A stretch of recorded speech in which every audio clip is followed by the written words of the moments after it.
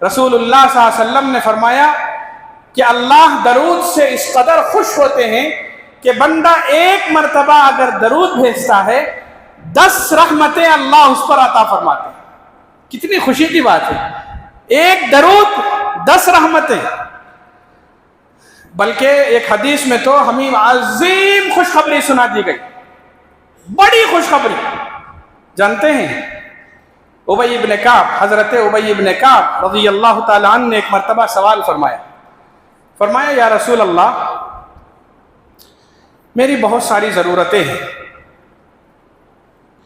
میری بہت ساری حاجتیں ہیں، میں اپنی حاجتوں کو اپنی دعا میں پیش کرنا چاہتا ہوں، آپ مجھے بتائیے میری ان دعاؤں کی قبولیت کے لیے، میرے رنج و غم، میری ان حاجتوں کو پورا کرنے کے لیے میں اپنی دعا میں آپ پر درود کتنا شامل کروں؟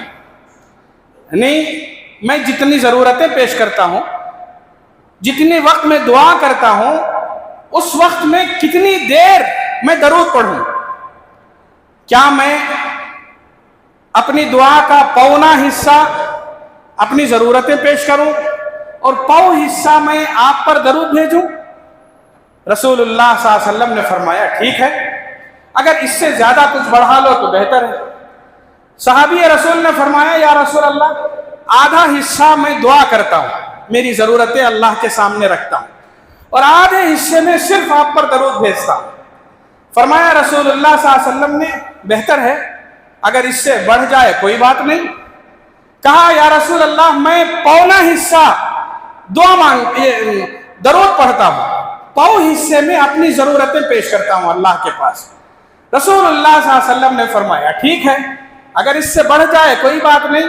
تب ابی بن کعب رضی اللہ تعالیٰ عنہ نے فرمایا یا رسول اللہ، اگر میں دعا کے لیے ہاتھ اٹھاؤں، میرے پاس مانگنے کی بہت ساری چیزیں ہوں، میرے پاس ضرورتیں بہت ہوں، حاجتیں بہت ہوں، میں کوئی حاجت، کوئی ضرورت اللہ کے پاس پیش نہیں کرتا، صرف درود اور صرف درود، پوری دعا میں حمد و صلات کے بعد صرف درود پڑھ کر ختم کر دوں تو کیا ہوگا؟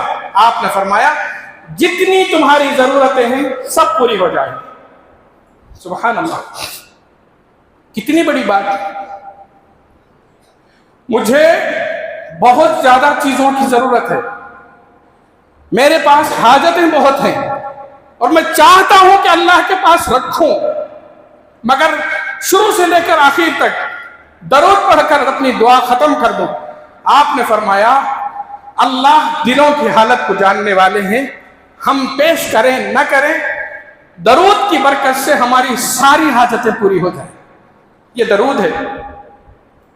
اس درود کے بارے میں رسول اللہ صلی اللہ علیہ وسلم نے فرمایا جمعہ کے دن کثرت سے درود پڑھو، کثرت سے پڑھو۔ جمعہ کے کاموں میں یہ شامل ہے۔ ہمارے پاس روزانہ کے کچھ معمولات ہیں، مجھے آج یہ کرنا ہے، آج یہ کرنا ہے، آج یہ کرنا ہے، آج یہ کرنا ہے، یا آج کے کاموں میں یہ کرنا ہے۔ جمعہ کا دن آئے، سورۃ الکہف کا آپ اپنے شیڈول میں شامل کر لیں۔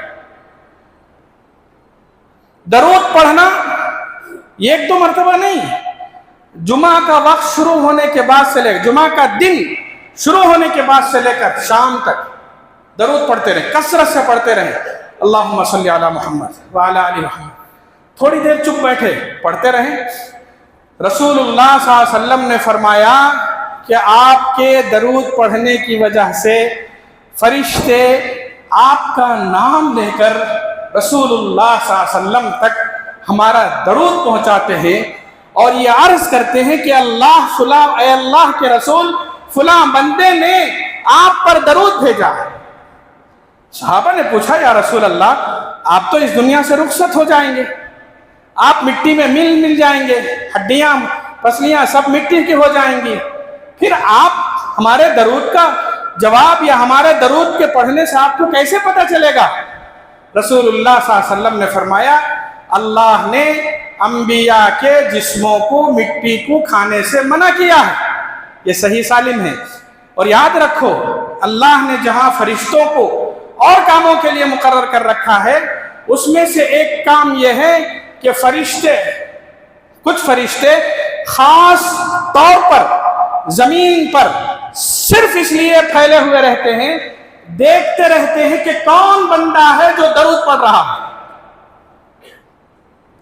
خاص ہے فرشتے، یہ نہیں کہ ہم پڑھ رہے تھے فرشتوں نے سن لیا اور لکھ لیا، نہیں، فرشتے خاص ہیں، وہ صرف اسی لیے گھومتے رہتے ہیں کہاں ہیں وہ بندے جو اللہ کے رسول پر درود بھیج رہے، اور پھر جیسے ہی انہوں نے درود پڑھا فوراً پہنچاتی ہے، ان کا کام ہے یہ رسول اللہ صلی اللہ علیہ وسلم کی احادیث مبارکہ ہے۔ تو جمعہ کے دن سورۃ الکہف کی تلاوت اور پھر درود شریف۔ تیسرا ایک اہم کام، کثرت سے دعا۔ ہم میں سے کون ہے ہم میں سے جو پریشان نہیں ہے، ضرورت مند نہیں ہے؟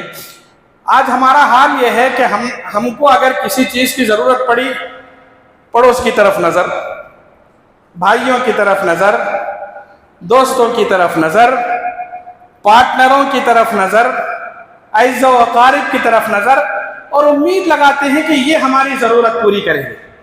اللہ نے فرمایا یہ سب ذریعے ہیں، یہ سب وسائل ہیں، یہ سب اصل اسباب نہیں ہیں، یہ سب اسباب ہیں۔ مسبب الاسباب اللہ کی ذات ہے۔ آپ کو ضرورت پڑے اللہ سے مانگو، پھر اللہ ان سب کو ذریعہ پیدا کریں گے۔ آپ اللہ سے مانگو، پڑوسی کے دل میں آپ کے لیے ہمدردی پیدا کر دے گا۔ اللہ سے مانگو، رشتہ دار آپ کی مدد کے لیے آئیں گے، وہ ذریعہ ہیں، مگر سب سے پہلے اللہ سے مانگو۔ دعا کا اہتمام، اور دنوں میں مشکلات میں دعا کا اہتمام ضروری ہے، مگر خاص طور پر کہا گیا جمعہ کے دن ایک گھڑی ایسی ہے، وقت نہیں بتایا گیا ہے، گھڑی نہیں بیان کی گئی ہے، ایک گھڑی ایسی ہے جو بہت مختصر ہے، یوں آئے گی یوں چلی جائے گی۔ پورے جمعہ کے 24 گھنٹے میں اس گھڑی کا انتظار کرتے رہیں اور دعا کرتے رہیں۔ اگر اس گھڑی میں آپ نے دعا کی اللہ قبول فرما لے۔ بہت سارے اوقات بیان کیے گئے جمعہ کے دن، اس میں سے زیادہ تر جمعہ کے دن عصر کی نماز کے بعد سے لے کر مغرب کی اذان کے قریب کا جو وقت ہے، یعنی جمعہ کا آخری جو لمحہ ہے، اکثر اہل علم نے کہا ہے جمعہ کے دن آخری جو لمحات ہیں، یعنی غروب سے چند لمحات پہلے، یوں سمجھیے جب ہم افطار کرنے کے لیے بیٹھتے ہیں نا رمضان میں، وہ جو اوقات ہیں جمعہ کے دن غروب کے بالکل قریب، اس وقت دعا کا اہتمام کریں۔ ہر جمعہ سلف صالحین اور اولیاء بزرگان دین اکثر میں یہ اہتمام کرتے تھے، جمعہ کے دن عصر کے بعد سے لے کر مغرب تک کچھ نہیں کرتے تھے، وہ تلاوت، ذکر و اذکار اور دعاؤں میں مصروف رہتے تھے، صرف اس وجہ سے کہ اس وقت کبھی نہ کبھی ایک گھڑی ایسی ہے جس میں اللہ دعا قبول کریں گے۔ آپ بتائیے ہم میں سے کتنے ہیں جمعہ کے بعد ہم سمجھتے ہیں جمعہ ختم ہو گیا؟